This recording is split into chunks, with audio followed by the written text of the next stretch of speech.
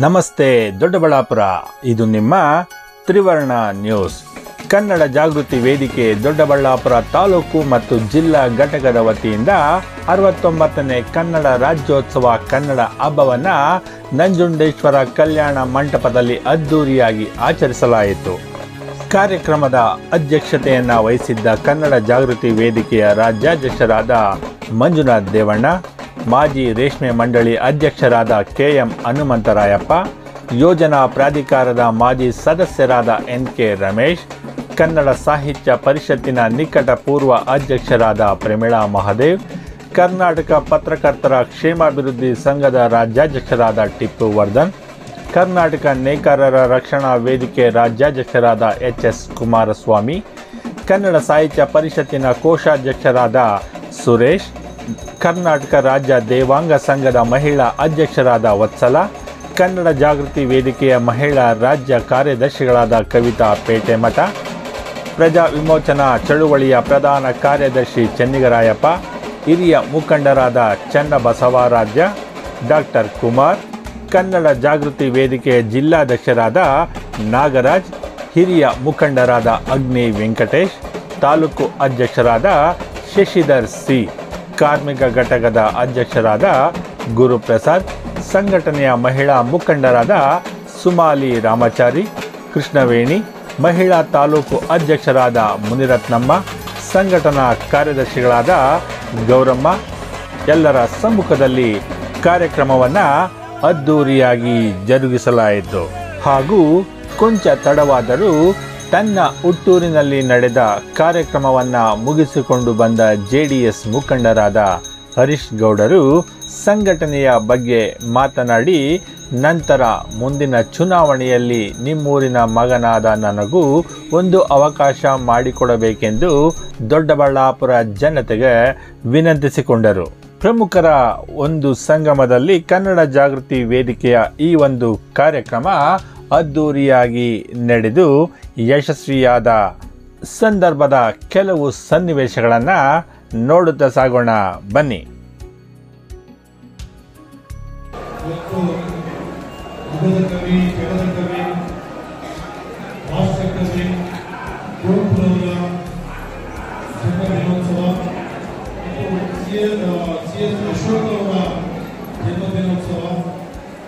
ಮಹಾನ್ ಮೇಧಾವಿಗಳ ಹುಟ್ಟುಹಬ್ಬದ ಶುಭಾಶಯಗಳನ್ನು ಸಹ ನಿಮಗೆ ಕೋರ್ತಾ,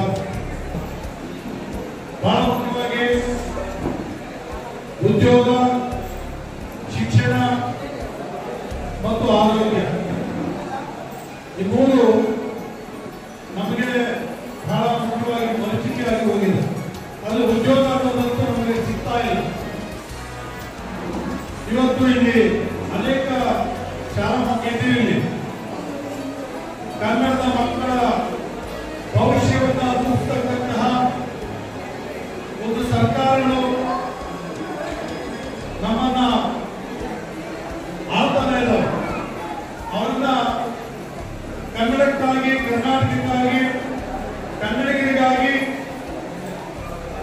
ಏನಾದರೂ ಒಂದು ಶಾಸನವನ್ನ ಮಾಡತಕ್ಕಂಥ ಔದಾರ್ಯತೆ, ಒಂದು ನಿರ್ಧಾರ ತೆಗೆದುಕೊಳ್ತಕ್ಕಂಥ ಒಂದು ತಾಕತ್ತು ಇದುವರೆಗೂ ಯಾವ ಮುಖ್ಯಮಂತ್ರಿಗಳಿಗೂ ಯಾವ ಸರ್ಕಾರಕ್ಕೂ ಬಂದಿಲ್ಲ. ಇವತ್ತು ಮೊನ್ನೆ ತಾನೇ ಮಂಡ್ಯದಲ್ಲಿ ಅಖಿಲ ಭಾರತ ಸಾಹಿತ್ಯ ಸಮ್ಮೇಳನ ನಡೆದಿದೆ.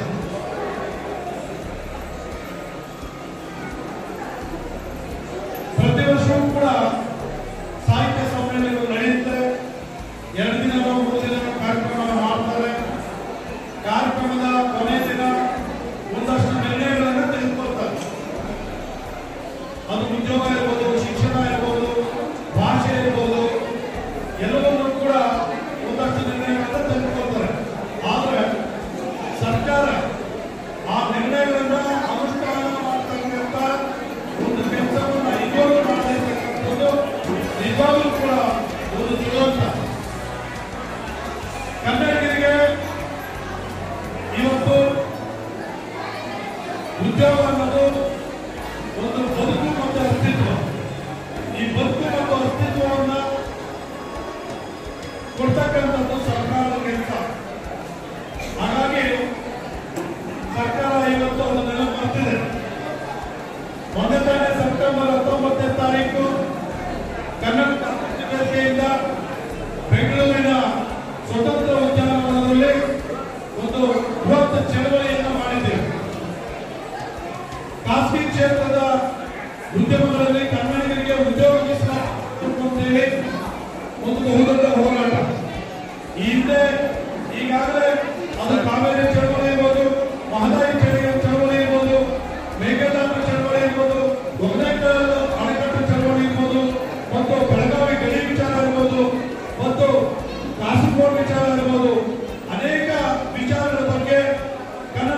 ಜಾಗೃತಿ ವೇದಿಕೆ 31 ವರ್ಷಗಳಿಂದ ನಿರಂತರ ಹೋರಾಟವನ್ನು ಮಾಡ್ತಾ ಬಂದಿದೆ.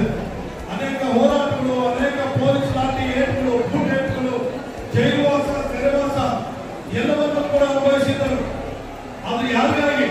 ಕನ್ನಡಿಗರಿಗಾಗಿ, ಕರ್ನಾಟಕಕ್ಕಾಗಿ ನಿರಂತರವಾದಂತಹ ಚಳವಳಿ.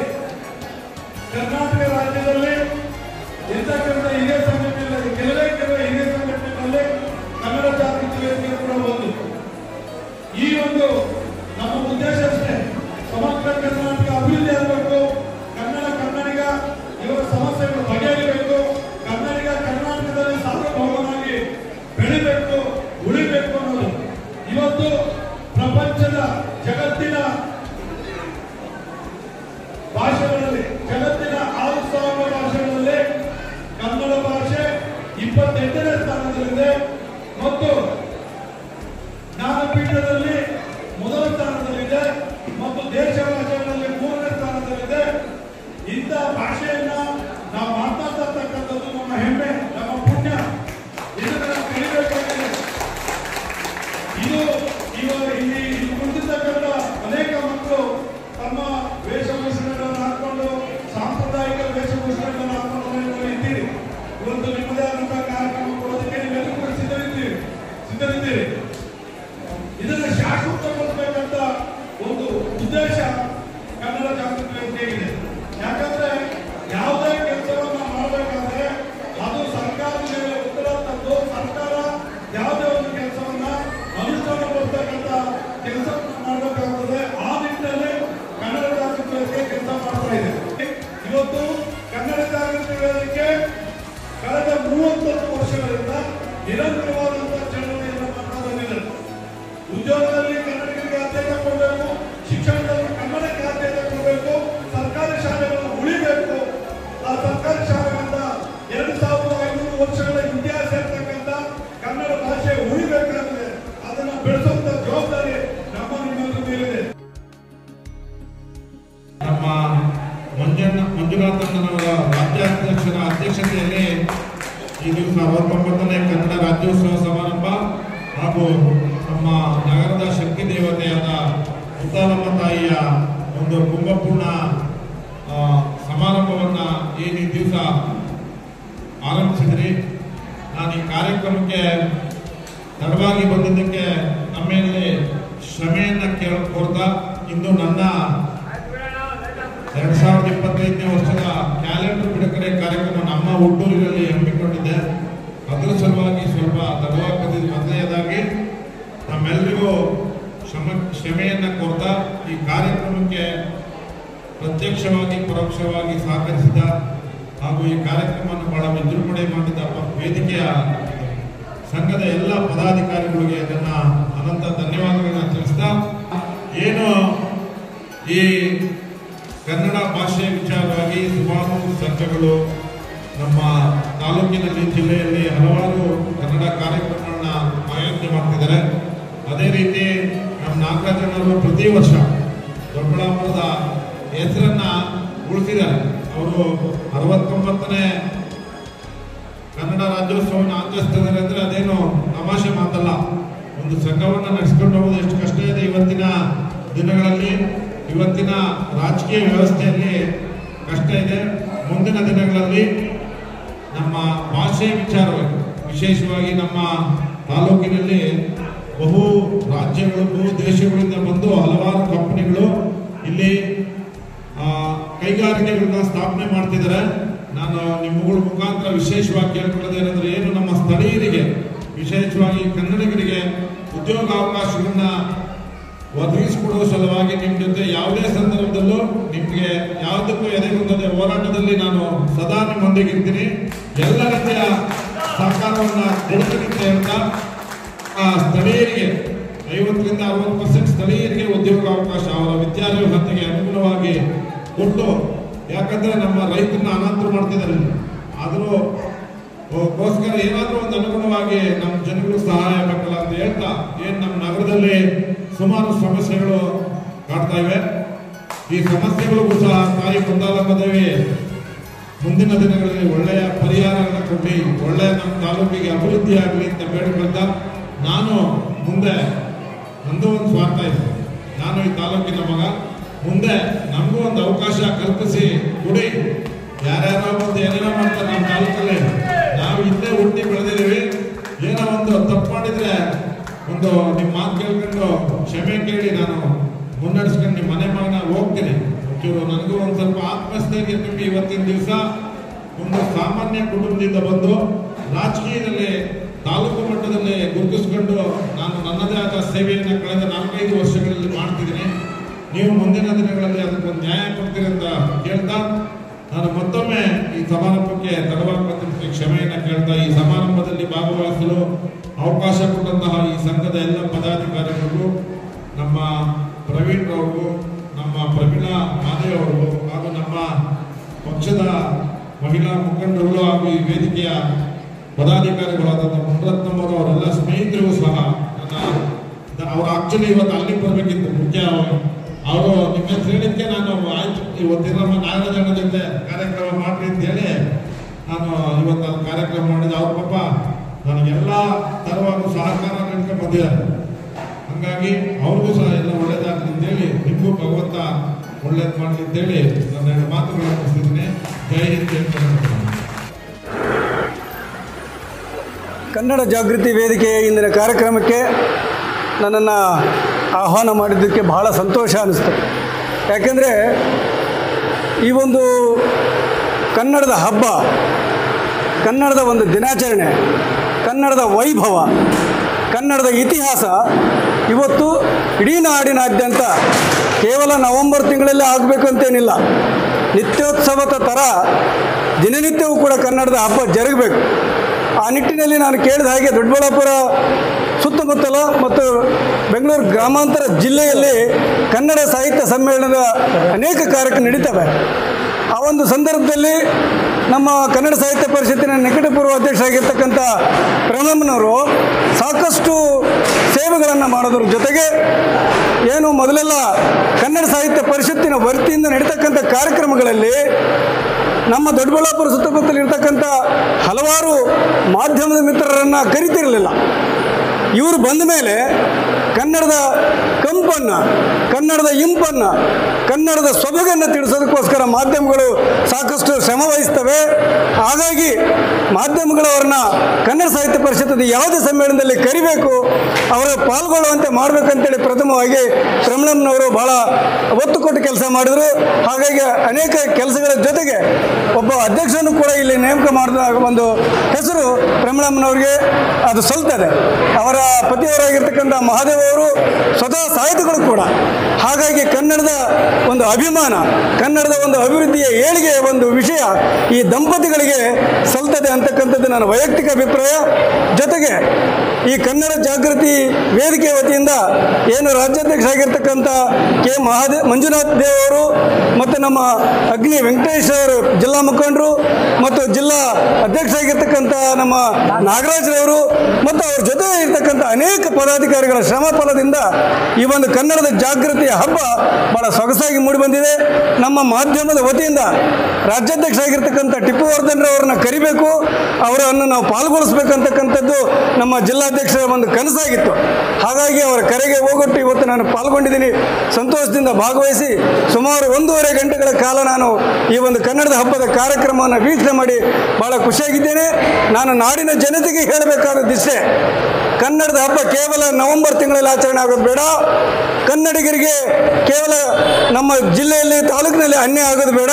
ಇಡೀ ರಾಜ್ಯಾದ್ಯಂತ ಏನು ನಮ್ಮ ಕನ್ನಡದ ಮನಸ್ಸುಗಳಿದೆ, ಕನ್ನಡದ ಹೋರಾಟಗಾರರಿದ್ದಾರೆ, ಕನ್ನಡದ ಹೋರಾಟಗಾರರ ಮಕ್ಕಳಿದ್ದಾರೆ, ಅವರ ಕುಟುಂಬಗಳಿದೆ, ಅವರೆಲ್ಲರಿಗೂ ಕೂಡ ಉದ್ಯೋಗ ಸಿಗಬೇಕು, ನೆಲೆ ಸಿಗಬೇಕು, ವಸತಿ ಸಿಗಬೇಕು, ಅವ್ರಿಗೆ ಸರಿಯಾದಂಥ ಸೌಲಭ್ಯಗಳು ಇವತ್ತು ಈ ನಾಡಿನ ರಾಜ್ಯದ ಸಚಿವರುಗಳಿಂದ ಸಿಗಬೇಕಂತೇಳಿ ಈ ಮೂಲಕ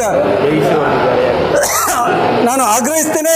ಜೊತೆಗೆ ರಾಜ್ಯದಲ್ಲಿ ಡಾಕ್ಟರ್ ಮಹಿಷಿ ವರದಿ ಜಾರಿ ಆಗಲೇಬೇಕು.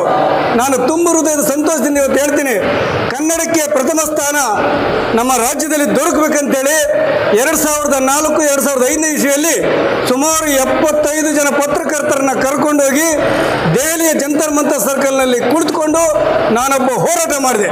ತದನಂತರ ಕರ್ನಾಟಕ ರಕ್ಷಣಾ ವೇದಿಕೆ ಹೋರಾಟ ಮಾಡಿತು.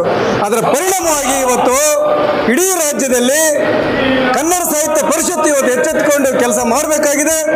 ಆ ನಿಟ್ಟಿನಲ್ಲಿ ಕನ್ನಡದ ಮನಸ್ಸುಗಳಿಗೆ ನ್ಯಾಯ ಸಿಗಬೇಕಾಗಿದೆ ಅನ್ನೋದನ್ನು ನಾನು ಈ ಸಂದರ್ಭದಲ್ಲಿ ಹೇಳಕ್ಕೆ ಬಯಸ್ತೀನಿ. ಕನ್ನಡದ ಎಲ್ಲ ಮನಸ್ಸುಗಳಿಗೆ ಇವತ್ತು ಮುಂದಿನ ಎಲ್ಲ ಸಮ್ಮೇಳನಗಳಲ್ಲಿ ಶುಭವಾಗಲಿ, ಒಳ್ಳೆಯದಾಗಲಿ ಅಂತೇಳಿ ನಾನು ಹಾರೈಸಿ ನನ್ನ 2 ಮಾತು ಮುಗಿಸ್ತೀನಿ. ಕನ್ನಡ ನಿತ್ಯೋತ್ಸವ ಮತ್ತು ಕನ್ನಡದ ಹಬ್ಬ ಕನ್ನಡ ಜಾಗೃತಿ ವೇದಿಕೆಯಿಂದ ಇವತ್ತೇನು ಹಮ್ಮಿಕೊಂಡು ನಂಜುಂಡೇಶ್ವರ ಕಲ್ಯಾಣ ಮಂಟಪದಲ್ಲಿ ಬೆಳಗ್ಗೆಯಿಂದ ನಡೀತಾ ಇದೆ. ಹೆಚ್ಚಿನ ಸಂಖ್ಯೆಯಲ್ಲಿ ಮಹಿಳೆಯರು ಮತ್ತು ಕನ್ನಡಾಭಿಮಾನಿಗಳು ಭಾಗವಹಿಸಿದರು. ಈ ಒಂದು ಕಾರ್ಯಕ್ರಮಕ್ಕೆ ರಾಜ್ಯಾಧ್ಯಕ್ಷರಾದ ಮಂಜುನಾಥ್ ದೇವ ಅವರು ಮತ್ತು ತಾಲೂಕು ರಾಜ್ಯ ಪತ್ರಕರ್ತರ ಕ್ಷೇಮಾಭಿವೃದ್ಧಿ ಸಂಘದ ಟಿಪ್ಪು ವರ್ಧನ್ ಅವರು ರಾಜ್ಯಾಧ್ಯಕ್ಷರು ಇವತ್ತು ಈ ಕಾರ್ಯಕ್ರಮಕ್ಕೆ ಆಗಮಿಸಿದ್ದಾರೆ. ತುಂಬ ನಮ್ಮ ಬಗ್ಗೆ 2 ಹಿತನುಡಿಗಳನ್ನು, ಒಂದು ಒಳ್ಳೆ ಮಾತುಗಳನ್ನು ಉರಿದಂಬಿಸಿ ನಮಗೆ ಬೆಂತಟ್ಟಿದ್ದಾರೆ. ಯಾವುದೇ ಕಾರ್ಯಕ್ರಮಗಳಿರಲಿ, ಯಾವುದೇ ಸ್ಥಾನಮಾನಗಳಿರಲಿ, ನಾವು ಆ ಪದವಿನ ತಗೊಳ್ಳೋದು ಮುಖ್ಯ ಆಗಿರಲ್ಲ. ಆ ಸ್ಥಾನದ ಗೌರವ ಘನತೆಯನ್ನು ಹೆಚ್ಚಿಸೋದಕ್ಕೆ ನಮ್ಮ ಕಾರ್ಯಕ್ರಮಗಳ ಮೂಲಕ ನಾವು ನಮ್ಮನ್ನು ಗುರುತಿಸ್ಕೊಳ್ಬೇಕಾದಂಥ ಅವಶ್ಯಕತೆ ಇಂದಿನ ಕಾಲಘಟ್ಟದಲ್ಲಿ ಇದೆ. ಬರೀ ಕನ್ನಡ ಅಂದರೆ ಒಂದು ದಿನಕ್ಕೆ ಸೀಮಿತವಾಗಿ ನಾವು ಬ್ಯಾನರು ಬಂಟಿಂಗ್ಸ್ ಹಾಕಿ ಒಬ್ಬ ಹಾರ ತುರಾಯಿ ಹಾಕಿ ಮೂಮೆಂಟ್ ಕೊಟ್ಟುಬಿಟ್ರೆ ಸಾಲೋದಿಲ್ಲ. ಪ್ರತಿನಿತ್ಯ ಪ್ರತಿ ಕ್ಷಣ ಕೂಡ ನಮ್ಮಲ್ಲಿ ಕನ್ನಡತನ ಇರಬೇಕು, ನಮ್ಮ ನಾಡು ನುಡಿ ನೆಲ ಜಲ ಭಾಷೆಯಲ್ಲಿ. ಇತ್ತೀಚಿನ ದಿನಗಳಲ್ಲಿ ಮಹಿಳೆಯರ ಮೇಲೆ ಭಾಷೆ ಮೇಲೆ ಹೆಚ್ಚಿನ ದೌರ್ಜನ್ಯಗಳು ನಡೀತಾ ಇದೆ. ತುಂಬ ಜನ ಕಲಿತಂಥ ಮಕ್ಕಳು ಉದ್ಯೋಗಕ್ಕಾಗಿ ಬೇರೆ ಭಾಷೆಯನ್ನು ಕಲ್ತಿದ್ರೂ ಸಹ ಆಂಗ್ಲ ಭಾಷೆಯನ್ನು ಅವರು ಹೆಚ್ಚು ಆಂಗ್ಲ ಭಾಷೆ ಬಗ್ಗೆ ಮೋಹಿತರಾಗಿರ್ತಾರೆ. ಕನ್ನಡದ ಬಗ್ಗೆ ಅವರಿಗೆ ಕಡೆಗಣನೆ ಇದೆ. ಇದನ್ನು ಆಗಬಾರ್ದು ಅಂತ ನೋಡ್ಕೊಳ್ಬೇಕಾದ್ರೆ ಮನೆಯಲ್ಲಿರ್ತಕ್ಕಂಥ ತಂದೆ ತಾಯಿ ಹಿರಿಯಂದಿರು ಈ ಹಿತನುಡಿಯನ್ನು ಕೊಡೋದ್ರ ಮೂಲಕ ಕನ್ನಡವನ್ನು ಕಟ್ಟುವಂಥದ್ದು, ಕನ್ನಡವನ್ನು ಉಳಿಸ್ತಕ್ಕಂಥ ಕಾರ್ಯಕ್ರಮ ಮಾಡಬೇಕು.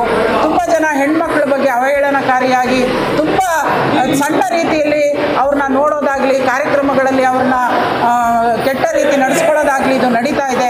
ಮತ್ತು ಮಹಿಳೆಯರಿಗೂ ತಮ್ಮ ನಿಲುವುಗಳ ಬಗ್ಗೆ, ತಮ್ಮ ವೇಷಭೂಷಣಗಳ ಬಗ್ಗೆ ಒಂದು ಚೌಕಟ್ಟನ್ನು ಹಾಕೋಬೇಕಾಗುತ್ತೆ. ಅವ್ರಿಗೂ ಸಹ ಒಂದು ಕರ್ತವ್ಯ ಆಗಿರುತ್ತೆ. ಹೆಣ್ಮಕ್ಳ ಮೇಲೆ ಯಾರು ದೌರ್ಜನ್ಯ ಎದುರಿಸ್ತಾರೆ, ಅಪಪ್ರಚಾರ ಮಾಡ್ತಾರೆ, ಅವಹೇಳನಕಾರಿಯಾಗಿ ನಡ್ಕೋತಾರೆ, ಇದೆಲ್ಲ ನಿಲ್ಲಬೇಕಾಗುತ್ತೆ. ಯಾರು ಒಬ್ಬ ಗಂಡಸು ತನ್ನ ಮನೆಯಲ್ಲಿ ತನ್ನ ತಾಯಿಗೆ, ತನ್ನ ಮಗಳಿಗೆ, ತನ್ನ ಹೆಂಡತಿಗೆ ಏನು ಗೌರವ ಕೊಡ್ತಾರೋ ಅದೇ ಗೌರವನ ಎಲ್ಲ ಸಂದರ್ಭದಲ್ಲೂ, ಎಲ್ಲ ಸಮಾಜದಲ್ಲೂ, ಎಲ್ಲ ವೇದಿಕೆಗಳಲ್ಲಿ ಇರ್ತಕ್ಕಂಥ ಹೆಣ್ಮಕ್ಳಿಗೆ ಗೌರವ ಕೊಡೋದನ್ನು ಕಲ್ತ್ಕೊಂಡ್ರೆ ಆ ತಾಯಿ ಭುವನೇಶ್ವರಿ ನಿಜವಾಗೂ ಒಪ್ತಾಳೆ. ಎಲ್ಲರೂ ಅನ್ಕೋಬೋದು ಇದು ಮಹಿಳೆಯರಿಗೆ ಸಂಬಂಧಪಟ್ಟ ವಿಷಯ ಅಂತ.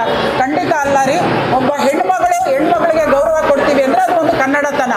ಯಾರಲ್ಲಿ ಈ ಗುಣ ಇರುತ್ತೋ ಅವರು ನಿಜವಾದ ಕನ್ನಡಿಗನಾಗಿರ್ತಾನೆ, ಕನ್ನಡತನವನ್ನು ಉಳಿಸ್ತಕ್ಕಂಥವನಾಗಿರ್ತಾನೆ ಅಂತ ನಾನು ಈ ಸಂದರ್ಭದಲ್ಲಿ ಆಶಿಸ್ತಾ, ವೇದಿಕೆಗಳಲ್ಲಿ ಸಾಕಷ್ಟು ಸಂದರ್ಭಗಳಲ್ಲಿ ಹೆಣ್ಮಕ್ಳು ಬರೋದು ತುಂಬ ಕಡಿಮೆ. ಆದರೆ ಇವತ್ತು ಕನ್ನಡ ಜಾಗೃತಿ ವೇದಿಕೆಯಲ್ಲಿ ನಡೆದಂಥ ಈ ಒಂದು ಕಾರ್ಯಕ್ರಮದಲ್ಲಿ ಹೆಚ್ಚಿನ ಸಂಖ್ಯೆಯಲ್ಲಿ ಮಕ್ಕಳು ನೃತ್ಯಗಳನ್ನು ಕೊಡೋದ್ರ ಮೂಲಕ, ಯೋಗಾಸನಗಳನ್ನು ಮಾಡೋದ್ರ ಮೂಲಕ, ಗುಂಪು ನೃತ್ಯಗಳನ್ನು ಮಾಡೋದ್ರ ಮೂಲಕ ಎಲ್ಲರ ಒಂದು ಕಣ್ಮನವನ್ನು ತಣಿಸಿದ್ದಾರೆ. ಅದರ ಆಯೋಜಕರು ಮತ್ತು ಅದನ್ನು ತರಬೇತಿದಾರರು ಯಾರಿದ್ದಾರೆ, ಮತ್ತು ಈ ಒಂದು ವೇದಿಕೆಯಲ್ಲಿ ಕನ್ನಡತನ ಉಳಿಬೇಕಾದ್ರೆ ನಮ್ಮ ಸಂಸ್ಕೃತಿನ ಕಾಪಾಡ್ತಕ್ಕಂಥ ಇಂಥ ಕಾರ್ಯಚಟುವಟಿಕೆಗಳು ನಡೆಯೋದಕ್ಕೆ ದಾರಿ ಮಾಡಿಕೊಟ್ಟು ಮುಂದಿನ ದಿನಗಳಲ್ಲಿ ಇವುಗಳಿಗೆ ಹೆಚ್ಚು ಪ್ರೋತ್ಸಾಹ ಕೊಡೋದ್ರ ಮೂಲಕ ಕನ್ನಡತನವನ್ನು ಉಳಿಸಬೇಕು ಅಂತ.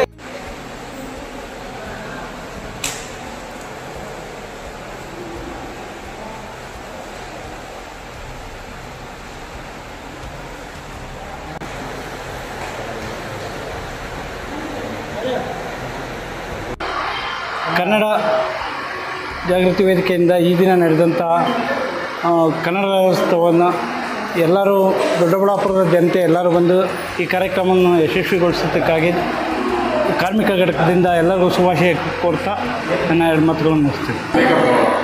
ಮಾಡಲಿ ತಾಯಿ ಆಶೀರ್ವಾದ ಇಲ್ಲ, ನಮ್ಮದೇನಿಲ್ಲ. ಎಲ್ಲರಿಗೂ ನಮಸ್ಕಾರ.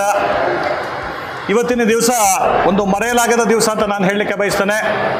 ನಮ್ಮ ಕನ್ನಡ ಜಾಗೃತಿ ವೇದಿಕೆ ದೊಡ್ಡಬಳ್ಳಾಪುರ ತಾಲೂಕು ಮತ್ತು ಜಿಲ್ಲಾ ಘಟಕದ ವತಿಯಿಂದ 69ನೇ ಕನ್ನಡ ರಾಜ್ಯೋತ್ಸವ ಕಾರ್ಯಕ್ರಮವನ್ನು ಅದ್ದೂರಿಯಾಗಿ ಹಾಗೂ ಕನ್ನಡ ಹಬ್ಬವನ್ನು ಆಚರಿಸಲಾಯಿತು. ಈ ಒಂದು ಸಂದರ್ಭದಲ್ಲಿ ವಿಶೇಷವಾಗಿ ನಮ್ಮ ದೊಡ್ಡಬಳ್ಳಾಪುರ ಗ್ರಾಮ ದೇವತೆಯಾದಂಥ ಶ್ರೀ ತಾಯಿ ಮುತ್ಯಾಲಮ್ಮ ದೇವಿಯನ್ನು ಕರೆತರುವ ಮುಖಾಂತರ ಈ ಒಂದು ಕನ್ನಡ ಹಬ್ಬ ಒಂದು ಕಾರ್ಯಕ್ರಮವನ್ನು ಎಲ್ಲ ಕನ್ನಡ ಮನಸ್ಸುಗಳ ಸಹಕಾರದೊಂದಿಗೆ ಹಾಗೂ ಕನ್ನಡ ಜಾಗೃತಿ ವೇದಿಕೆಯ ರಾಜ್ಯಾಧ್ಯಕ್ಷರಾದಂಥ ಶ್ರೀಯುತ ಮಂಜುನಾಥ್ ದೇವಣ್ಣನವರ ಒಂದು ಅಧ್ಯಕ್ಷತೆಯಲ್ಲಿ ಹಾಗೂ ಮುಖ್ಯ ಅತಿಥಿಗಳಾಗಿ ಭಾಗವಹಿಸಿರ್ತಕ್ಕಂಥ ರೇಷ್ಮೆ ಮಂಡಳಿಯ ಮಾಜಿ ಅಧ್ಯಕ್ಷರಾದಂಥ ಶ್ರೀಯುತ ಹನುಮಂತರಾಯಪ್ಪನವರು ಹಾಗೂ ಯೋಜನಾ ಪ್ರಾಧಿಕಾರದ ಮಾಜಿ ಸದಸ್ಯರು ಹಾಗೂ ಮಾಜಿ ನಗರಸಭಾ ಸದಸ್ಯರಾದಂಥ NK ರಮೇಶ್ ರವರು ಹಾಗೂ ನಮ್ಮ ದೊಡ್ಡಬಳ್ಳಾಪುರದ